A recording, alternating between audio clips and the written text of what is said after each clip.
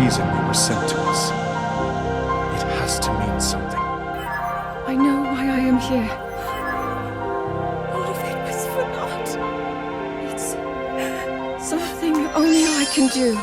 It's a relic I found one day while Mother and I were out exploring. We will finally stop him. But you also desperately want to help us out in this era. To become an immortal dragon is to lose oneself.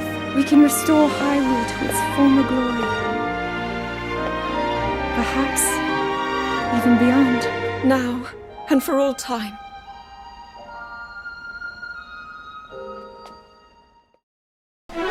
To be honest, it's hard to have a good attention span nowadays, so here's the hypothesis. Sonia, the late Queen of Hyrule and Tears of the Kingdom's past, used information from Zelda to communicate a message into the future that would safeguard Hyrule from the Great Calamity, but instead created a whole new timeline via a little robot. I'm gonna do that again because I totally forgot that needs to be done in less than 5 seconds. Whatever. Among all the Sheikah technology, there was one little robot stronger than any other simple machinery created by the Sheikah. This silly little robot we see jumping around in Hyrule Warriors Age of Calamity is actually a super weapon capable of producing many lasers wielding blades, having agility, but most notably having the power to take itself and or others to travel across time to specific points in history. This little guy is named Terrako, a device made from the technology the Sheikah utilized 10,000 years before the events of Breath of the Wild. One of the most interesting things about this little guy is that it wasn't specifically made 10,000 years ago before the events of Breath of the Wild. It was actually made about 110 years before Breath of the Wild, as we saw from Zelda's flashbacks in Age of Calamity. Terrako was made by a roughly 6-year-old Zelda using recently excavated Sheikah technology found by the Sheikah and Hylians in preparation for the Great Calamity prophecy. Wait a minute, hold on a second. Hold on, bro. 6-year-old Zelda? Well, actually, there was likely one other person who helped build such a powerful robot. Zelda's mother, who oversaw her young daughter put the pieces together. I have made several theories on the powers and abilities of Zelda's mother, and among the footage I used, this clip still stands out to me. This is from a long time ago. It's a relic I found one day while Mother and I were out exploring.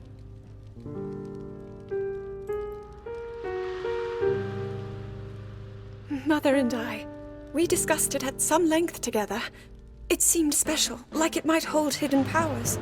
I came to the conclusion that Zelda's mother also had interest in the Sheikah technology and is likely to be some sort of expert. That's why she could have helped a young Zelda develop such an amazing robot. I had to really spitball on where/how Zelda's mother might have acquired this knowledge, and it was pretty difficult since she passed away mysteriously before the events of both Breath of the Wild and Age of Calamity. Before diving into the connection Tears and Sonia have with the Sheikah technology, there is something about Terrako and time travel I want the audience to know. Terrako's time travel abilities are not limited to its current placement across time and space. It can call to others in a future across time and arguably the possibilities of said futures. I just made a big theory on this crazy concept, which is a precursor to this video. Anyway, Terrako's control over time was quite a complex concept to understand, especially when this time power brought Sidon, Yunobu, Riju, and Teba from a future to save the champions. And aside from the awesomeness of playing as those characters in the game, I sat down and actually thought how this could make logistical sense. Is it intended for Terrako to have this knowledge across space and time with no explanation? Or was it designed that way in preparation for someone who knew it already? Was this knowledge of ripping specific characters from a specific point in the future's time merely code or data in the little robot's programming? My fellow audience, are you following me? Did Zelda's mother place this data in the robot's memory? Yes, I believe she did. But you might be asking, okay dude, where did she get it and what freaking evidence do you have? Hold on. I believe Zelda's mother received this information from a distant relative. So here we are in the meaty chunk of this theory. To restate my hypothesis, Sonia, with knowledge given from Zelda who time traveled from the future, was informed more than just the quality of a knight that Link is. Zelda also informed Sonia of the Great Calamity and would like to make a difference in the war to save the lives of the people of Hyrule, the champions, and her father, the king. Whoa! So that is a full bucket of information, and questions need answers. So let's dive into a few questions. First, why would Zelda tell Sonia of the future's events that are more unrelated to the current issues, like the rise of Ganondorf going on in that time? Second, what was the information that would be relayed all the freaking way to Zelda's mother in the distant future so that she may apply it to this time-traveling robot? Third and finally, how could this data of time travel coordinates be triggered and utilized at the right time? Well, my friends, I have answers to all of those questions. Throughout the memories and Tears of the Kingdom, it's clear that both Rauru and Sonia believe Zelda is in the past for a reason, and later Zelda also finds herself agreeing to that idea. To start with the first few memories, Sonia acknowledges and desires to help Zelda in any way she can, and immediately believes Zelda to come from the future, piquing some curiosity. When Zelda meets Minoru for the first time, Minoru mentions how Zelda and Sonia share a similar time power, pointing to some definitive connection with their secret stones. From this alone, it seems quite the amount of conversations about said time power must have happened behind the scenes between Zelda and Sonia, in between the memories, like what we don't see. Especially since Zelda would have to learn a lot from Sonia on how to use her time power to a greater extent by the time Zelda and the sages confront Ganondorf underground. From this alone, I think they could have had conversations behind the scenes about the era Zelda came from. Memory 8, of course, is the biggest indicator of several things. Sonia continues to inquire with Zelda about her worries, and then Zelda acknowledges that Sonia's time power is significantly greater than hers. So by this point, Zelda still has a lot to learn about mastering the time power.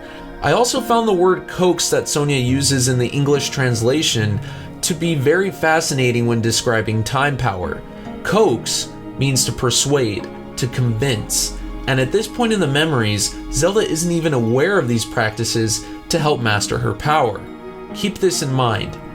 This memory finishes with Zelda discussing Link and what he's done, but is this really all Zelda said about him and the future to come? Clearly, everyone in this era eventually has faith in Link as well, and I feel like Zelda might have had to open up a bit more about him for everyone to just trust him, especially Rauru. Now, the jump from Memory 8 to Memory 9 is very significant. In Memory 9, Zelda is able to hide and stop the dagger from killing Sonia with her time power, not Sonia's. So not only was Zelda able to catch up and learn a lot, she was also able to execute a plan with Sonia even if Ganondorf was one step ahead. This is also the last time Zelda does anything with her time power with Sonia. So, from all of this, I believe there was a lot of time for Zelda to learn with Sonia and discuss with her the potential of her time power, as well as other things like personal matters. It makes sense that the time between Memory 8 and 9 was very long. During that time, I theorized that when Zelda decided to officially help Rauru and Sonia with Ganondorf, she also learned that she can make a difference in advance of the Great Calamity by saving the lives of the king, the champions, and more. Now that it can be understood why Zelda would want to make a difference in the future despite current conflicts, let's go into a possible plan that needed to be made. To start, Impa in the present mentions an ancient literature that points to geoglyphs and dragon tears being used as visions and images, as well as later on mentioning others like the Zonai being more accustomed to it back in the distant past. So from all of this, we can determine that the dragon tear visions are not exclusive to Link, and that others can see them. Now, before things escalated on Ganondorf's rise to power in the past, it should make sense that Rauru, Minoru, and Sonia would know a lot about the Dragon Tear visions, geoglyphs, and how to utilize them. So when Zelda is developing her plan to aid others in the future, like in the Great Calamity, like how I theorized, she might have asked Sonia and the others if there's any way to send a specific message to a specific person in the future. With everything Zelda has learned and experienced throughout the events of Breath of the Wild, and with Pyrrha before the events of Tears of the Kingdom, and with Sonia and the Zonai, Zelda's knowledge of the Sheikah technology, understanding time power, and the Zonai collectively is at an all-time high. The message would be about developing a special device that can travel through time, and how to build it, its abilities, what it looks like, where to go, etc. This plan is better as a secret to everyone. One thing Zelda doesn't know though is who the new sages would be in the present. Thus, the message also has a backup plan and describes the names, shapes, and characteristics of those 4 warriors that aided Link in Breath of the Wild. Sidon, Yunobu, Riju, and Teba, not Tulin. But since Tulin would become the sage, a glitch happens. More on that later. Now, through combined time, light, and spirit powers, it would make sense for Zelda and the others in the past to develop some sort of Dragon Tear message to be sent forward. Since Sonia is so keen on helping Zelda, I believe she would have led this project and infused the time power into a geoglyph and/or on Sheikah technology. Another possibility could be that this plan required an actual Dragon's Tear, and that plan came into fruition when Zelda turned into a dragon, leaving the tear on the geoglyph or a piece of Sheikah technology made for her mother. This message or vision would be found on the stroll Zelda had with her mother when finding that piece of Sheikah technology, the one that Zelda described in this Age of Calamity memory that I mentioned earlier. Zelda's mother's eyes would have been open to the message and extravagant knowledge. She would begin working with the Sheikah as they are excavating the technology and learn from them, leading to the creation of Terrako, Age of Calamity's time-traveling robot hero. But of course, tragedy would strike. Ganon is cunning and knows a lot about the kingdom he wishes to conquer. Even if he's sealed or frozen under the castle, his gloom becomes malice, and the Calamity becomes its own entity, learning of its opponents and finding allies like the Yiga. Zelda's mother would then be targeted, and somehow, someway, Zelda's mother would perish. However, not until after Terrako was built. Well, now we know how this story plays out. Even though Zelda's mother has passed, Terrako is created thanks to the divine message and is with the young Zelda ready to go. Though how can it be activated and help?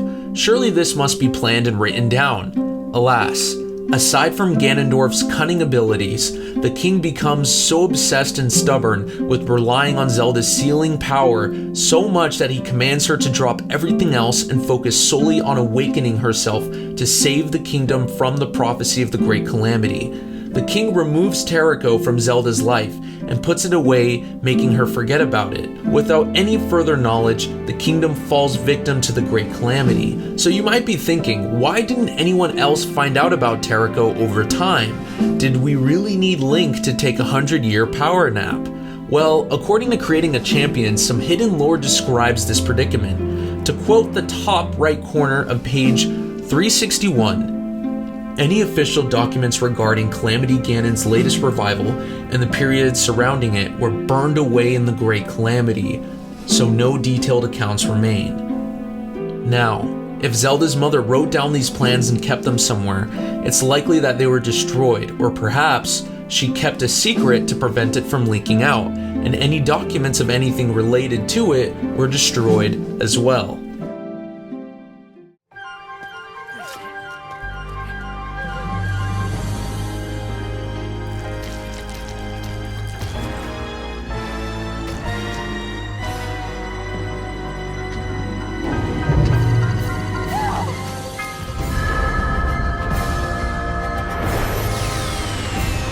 Fortunately, this amazing plan unfolds regardless. In Age of Calamity, Terrako awakens from Zelda's light power and travels back in time to make a difference in the war against the Calamity. However, when Calamity Ganon reaches the upper hand, even after time travel, Zelda's sacred tear, holding all of her sadness of failure, lands on Terrako's eye and activates the backup plan, as if Zelda's tears have some sort of power, huh? Thus, Sidon, Yunobu, Riju, and Teba are pulled from a specific future and make a difference in the war. And now, Calamity Ganon is defeated and sealed 100 years way earlier in a new timeline thanks to Zelda, Sonia, Zelda's mother, and those in the past who aided in sending this divine message. Before wrapping up, I'd like to mention how Tulin somehow appeared in Age of Calamity's past as well, due to what we know in Age of Calamity's DLC. So I believe there must have been some sort of secret stone connection with all this time travel, and perhaps Terrako's technological time power recognize the sages in the distant past with the future sages, since Sonia or Rauru might have added that influence or something when creating the message, with some sort of, like secret stone connection, leading to some sort of glitch and recognizing the code to bring the successors, or rather the sages, from the future. Thus, Tulin would also be pulled into the past, as we saw in Age of Calamity's DLC. And now this theory is complete. I hope you guys have a great and blessed week. And if you guys made it this far, please share this mega Zelda theory with your friends, like in Discord or something.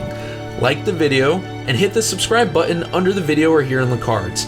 I combined and utilized many of my previous theories for this one, so please check those out as well. They're in the cards up here and in the description. Or drop by the channel and check them all out there. And of course, knowing the premise of this theory, there is still one thing that hasn't been addressed.